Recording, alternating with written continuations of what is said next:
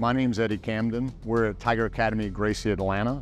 I'm the owner and chief instructor of the academy, and we've been in Alpharetta, Roswell for 25 years.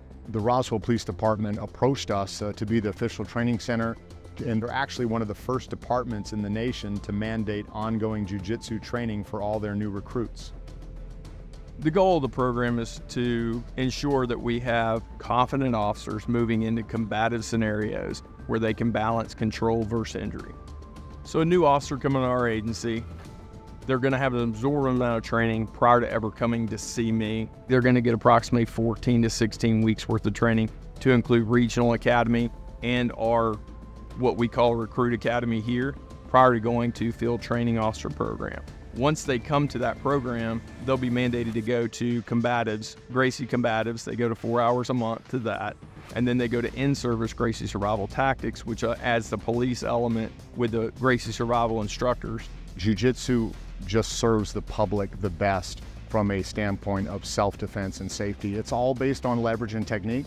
So it doesn't matter whether you're athletic, whether you're a big person, whether you're a strong person. Jiu-jitsu allows you to be able to defend yourself. First thing that we're going to look at and do today is control for handcuffing. What we want to do is establish control of the individual prior to trying to put the cuffs on to eliminate the opportunity for them to try to escape, flee. Once we're done with that, we're going to look at what happens if an officer is taken to the ground. Oftentimes struggles occur on the street. The officer ends up on the ground, maybe on their back, with the offender attacking, and we teach our officers to be able to escape from that, transition to another alternative weapon if need be, taser, OC, baton, what have you.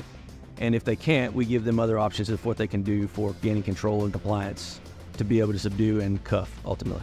And then once we get on the ground, we're going to do a trap and roll. So we're going to look at what happens if the officer is attacked and the suspect's on top of the officer, what the officer will do to escape from that to become positioned from disadvantage to advantage.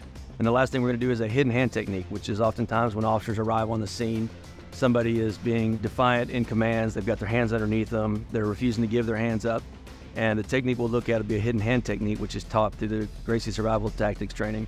This eliminates what you see oftentimes on camera where officers are throwing punches, driving knees, using tasers, OC to gain compliance.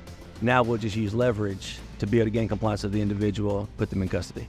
Yeah, I'd recommend Brazilian Jiu Jitsu to anyone out there that wants to feel more confident about themselves or situational awareness and get a good workout. The city of Roswell has funded this program now for 2 years. It is a success and it will be a success for many years to come. Brazilian Jiu Jitsu is a way for us to move forward and excel in the defensive tactics program for law enforcement.